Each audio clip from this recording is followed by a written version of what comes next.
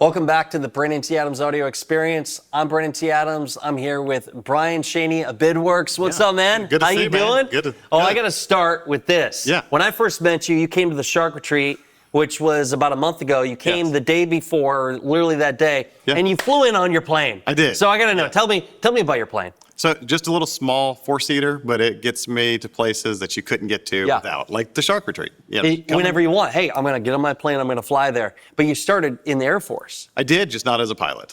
Okay, so tell me your background in the Air Force, and we'll talk about the business side. But I'm always fascinated. Yeah, got in. Was going to join into Special Operations Command. Yeah. I got an early acceptance to do some really fun stuff. Then found out I was going to have a kid. So when I was talking to the guys, like, so how often are we deployed? They're like 364 days a year. Oh, my God. Yeah. So not good to raise a family. And one of the guys that I was working with, he did something called acquisitions and said, lowest divorce rate in the Air Force, why don't you try that? And that's what you did? That's exactly what I did. So you got into acquisitions? I did acquisitions and contracting. My Air Force career took me to Montgomery, where I did IT program management. I deployed things that are still running within the Pentagon War Room. Sometimes good, sometimes bad. Yeah. And so everything was with the government that you were doing? It was. Yeah, no, I absolutely stayed there and then went to Wright-Patterson. And as a, 23-year-old kid, I got to be the deputy CIO for AFRL's Air Vehicles Directorate and had like $1 billion portfolio.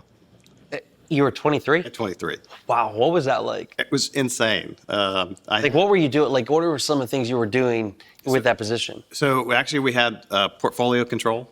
So I actually had lieutenant colonels and majors that worked for me as a lieutenant in the Air Force.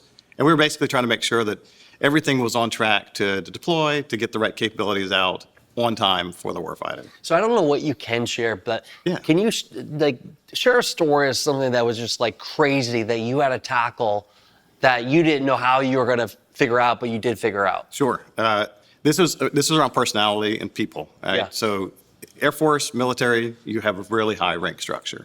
Well, we kind of screwed it up because I was sitting in a position where people at my rank wouldn't have been. And so a major was sitting around a conference room table, and he goes, I don't have to listen to you because I outrank you. Great. Now what? He just said that to you? In the middle of the room. So not a problem. This was the BlackBerry days. I got on the BlackBerry, and I said, could you please shut off Major so-and-so's email? And he was done. And he was done. I said, go ahead and refresh it. You don't have to go play racquetball for PT. We need to work together on this. He refreshed his email. Everything was gone. I was like, we can either work together or we don't have to work together. Did he change his mind? He did. We actually remained friends all the way through the Air Force. So then you turned it back on? We did. We turned it back on. Obviously, you're not going to leave it on. You're ruthless. You're done. You're done. No, we had to, but it was the only way I could think of in that exact moment. To gain respect. To get a little bit of respect and say, we got to work together on this problem. That's pretty cool. Any other crazy ones? These are good. No. So my very first deployment, my first system we deployed was called EMOC, Enhanced Maintenance Operations Center. So way back when, you actually wrote all the maintenance status for all the airplanes on a grease board, whiteboard is what you'd call it now. So we actually deployed that, and this was early 2000s, and we were using Barksdale Air Force Base as a test bed. So they actually deployed to test. And test is just test. You're not supposed to be doing anything live. Yeah. And our test manager comes rolling in one day. He's a little shorter guy, and he screams my name across the whole area. I pop my head up in the cubicle farm, and he's like, get your ass over here now. I was like, what's wrong, Joe? He goes, I just got a phone call from Diego Garcia. Apparently we were flying our global war on terrorism on the test system. Nobody knew, so we had to actually keep this thing running because it was doing better than all the other applications out there. That's but crazy. We were on this little virtual machine, and it's like, we panicked, had to go brief all the way up the chain. It's like, all right, we have live data. We're flying a war. That's crazy. We got to keep this going. And so those were just sort of like the way the Air Force got me into doing certain things like this. Okay, one more fly story. I always wondered, as a guy that owns a plane and flying, do you have any stories where you thought shit was going to hit the fan and you were going to go down? Oh, of course. Tell me the story. Okay. Now, everybody that has been watching social media now that's afraid of flying, like a lot of people I know, they're like, no, I don't want to hear this story. For me, I'm just fascinated by it. Let's hear it. So I've had a couple. My wife has actually had a lot more. She was a flight instructor. But my particular one is, I was flying home one time, coming in, and I had on my GPS, it was about 30 minutes out. And I would text her and let her know I was going to land. And looked back down, felt a little bit of a vibration, and my time to land was stretched out. It was like 45 minutes. So you start troubleshooting it, and you do train for this. I mean, that's what you train for when things go wrong. Yeah. And all of a sudden, I'm running through the checklist, and it says land as soon as practical. Well, this is where words really do matter. Because practical in my mind is, it's not like a life and death emergency, land as soon as practical.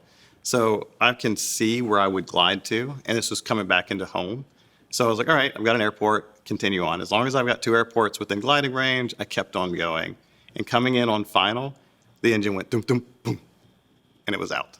Your engine went out. So I lost my engine, fully landed safely, obviously. So landed it, got it off the runway, and went in because this is where the home field was, where the mechanics that I knew were.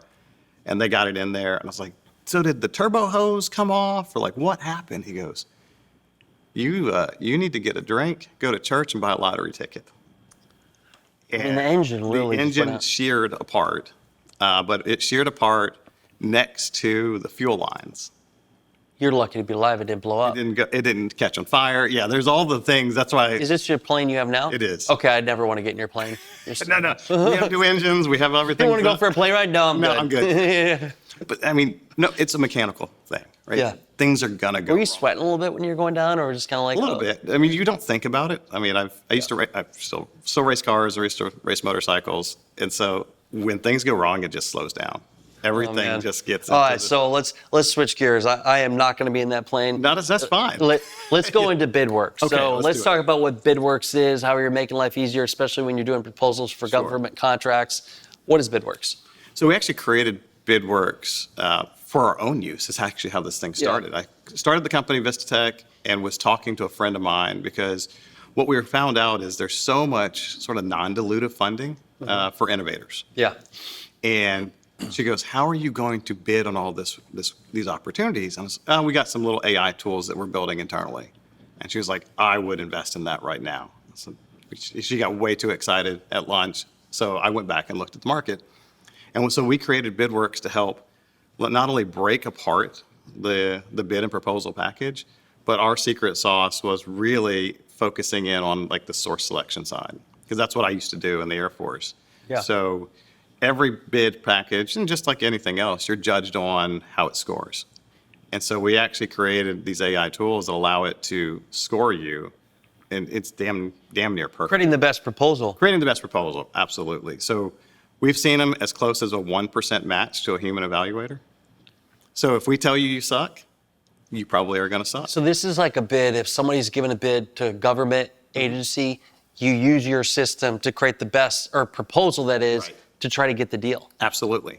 So you're making it a lot easier. You're helping people make money. We are. That's the whole goal. We started the internal ones because we were trying to bid on 4 proposals at once, and it was just me and my business partner. It was just too much. So what's the science behind what you do here? Like, is it just, I mean, obviously AI, but what secret formula do you put in to ensure it inputs the best bid for that situation? Yeah, no, so AI is fun. We've been doing it a little over a year. And we actually went and leveraged on top of the large language models. A lot of people tried to build their own. Yeah. And we sort of believe that they're going to keep getting better. Yeah. As opposed to, I'm going to do it better than somebody else. And so we're able to actually leverage on top and use all the different controls that you don't get to see unless you're building a system. So we can tune it and take out, we call it like positivity bias. Yeah. If you've ever used ChatGPT here recently, it likes to tell you how good you're doing, even though that might not be the case. Yeah. So we've actually been able to tune that out and then train it on our experience and as well as other proposals that we've been submitting to get you the closest review possible. So this is, because we've been working together on this, you have various levels. There's the free model, Right. and then you have the paid model. Can you explain just how the difference is between the different levels? Right now, the free model just kind of gets you what we're calling Find It. So if you register as an organization or an entity, it'll look at your capabilities and try to match you to opportunities. Yeah. Which is super helpful, because That is cool. That's one of the problems that you find is I don't know where they're at. Yeah. So we've got SAM.gov, we've got grants.gov coming soon. So we're going to be For doing grants too. grants. Okay. So nonprofits, universities, small to large businesses are all part of our clientele Yeah. base. And then you can kind of go up by tier. So it's really volume. So how many proposals are you going to do a month? Yep. That's how the pricing Can you works. share a success story you've had with this? Sure. Yeah, I'll use ours because I don't want to give anybody else's secret sauce away. Yeah. As we were actually bidding on some Army work because we were using it ourselves. We got the entire scored package back, and we were dead on within 2% or less on every scoring criteria throughout the entire proposal. Wow. And so now we've made it to the second and third rounds. And so, yeah, that's just one example. I mean, this is giving companies the opportunity to win the deals over. You have like the edge you can give people for getting that proposal in bid one. Oh, yeah. And you know, you may not even win, and I just have to say that, right? You may not always win even with the good proposal, but you can at least start eliminating those variables. What's the future of this? Where do you see this business going, BidWERX technology? Yeah. So really what we're looking at is anything that is kind of rubric or valuation driven, we'll be able to scale it up, right? Our kind of future vision is enabling the innovators to kind of get their products to the market using federal funding. So that'll just keep scaling over and over and over. So I have one more question, but before we get to that question, where can people find this product? Where can they use it? Yep, BidWERX.ai, so BidWERX.ai, and the overarching company is called Vista TechWerx. So we can be found on LinkedIn, Facebook, YouTube. Check them out. Okay, my last question. Yeah. You've been a successful entrepreneur. You've seen a lot. You've done a lot of different things. What are 2 or 3 things you think are the key to having success in business and life? I love that question, actually. So life is sort of find your happy spot, right? I mean, I think we're all striving for that. And once you find something that you enjoy, I mean, that just makes everything else easier. For business, looking at, like, we've got a skateboard company. I know we've chatted about that. Which is fun. It's a lot more. Future interview. Future interview, it's a lot of fun. What I've admired about him and what we've done there is he is relentless on his brand, right? Which is everything, So he will not compromise. And so we're doing the same thing with BidWERX and how we're kind of growing this. And so, yeah, have fun, know who you are, and then go change the world. Go change the world. I love that. And take action. This guy action. takes action. I mean, he gets on a plane, comes sees us. Now we're already filming. This is what it takes to be successful in business. Check out BidWERX, everything he's doing. You're going to see more. We'll have a future interview in the future. Absolutely. And until next time, y'all, we'll see you later.